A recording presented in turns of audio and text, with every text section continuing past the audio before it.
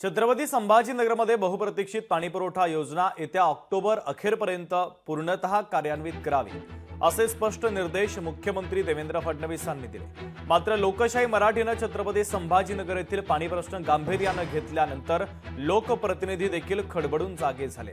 मात्र ही योजना ऑक्टोबर महिन्यापर्यंत कार्यान्वित करण्याचे आदेश दिले असता खरंच संभाजीनगरला पाणी मिळणार आहे का याचाच आढावा घेतला आमचे प्रतिनिधी सचिन बडे यांनी। पाहूयात।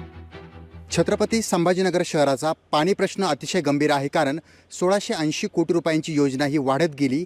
ही योजना मोठी झाली आणि मात्र पाणी अजूनही आलेलं नाही आहे। आपण जर माझ्या मागे पाहिलं तर तुम्हाला दिसत असतील अशा पद्धतीने छत्रपती संभाजीनगर शहरामध्ये टाक्या बनवण्यात आलेल्या आहेत। या टाक्यांच्या माध्यमातून शहरवासियांना पाणी मिळणार आहे। मात्र सध्याच्या स्थितीला जर चित्र पाहिलं गेलं तर बराच वेळ जो आहे तो छत्रपती संभाजीनगरकरांना पाणी मिळण्यासाठी लागणार आहे, कारण दुसरीकडे मुख्यमंत्री देवेंद्र फडणवीस यांनी ही पाणीपुरवठा योजना जी आहे ती ऑक्टोबरपर्यंत अखेर कार्यान्वित करा असे आदेश जे आहेत ते दिलेले आहेत। कारण हा पाणी प्रश्न अतिशय महत्त्वाचा आहे। याच पाणी प्रश्नाला घेऊन छत्रपती संभाजीनगरच्या पाणी प्रश्नाला घेऊन मुंबईतील सह्याद्री अतिथीगृहात योजनेचा आढावा जो आहे तो घेण्यात आला। या ठिकाणी बैठक घेण्यात आली आणि योजनेतील सर्व प्रलंबित कामे तातडीने पूर्ण व्हावीत, सर्व यंत्रणांनी समन्वय साधून काम केले पाहिजे।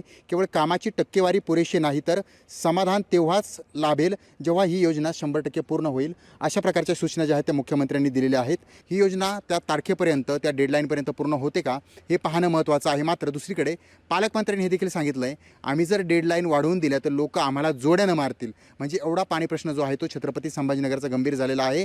तर दुसरीकडे पाण्यासाठी झगडावं लागते, त्यामुळं आता इतके वर्ष गेली मात्र पाणी मिळालेलं नाही आहे। त्यामुळे आता पाणी दिलेल्या वेळेत मिळणार का हे पाहणं महत्त्वाचं आहे। मात्र दुसरीकडे बहुतांश कामं देखील प्रलंबित आहेत। सचिन बडे, लोकशाही मराठी, छत्रपती संभाजीनगर। लोकशाही मराठी, ऐका, पहा, जागरूक रहा।